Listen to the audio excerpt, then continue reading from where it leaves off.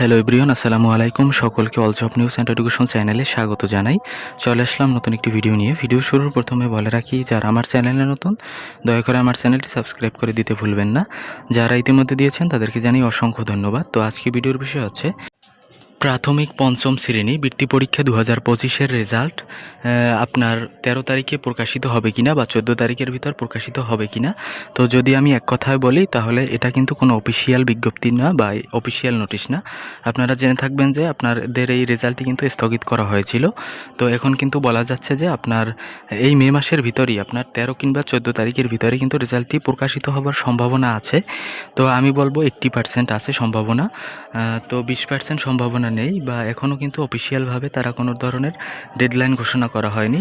অবশ্যই কিন্তু আমার চ্যানেলে আপডেট পেয়ে যাবেন এবং রেজাল্ট কিভাবে দেখবেন তাও পেয়ে যাবেন। এবং এর পূর্বেও আমি একটি ভিডিও তৈরি করেছিলাম, সেখানে বলেছিলাম যে কত মার্কস পেলে আপনার বৃত্তি পাওয়ার সম্ভাবনা আছে।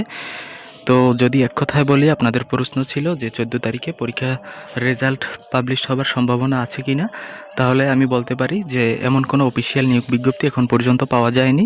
এটা হচ্ছে আপনারা ইউটিউব বা ফেসবুক থেকে এক ধরনের গুজব শুনতে পারেন।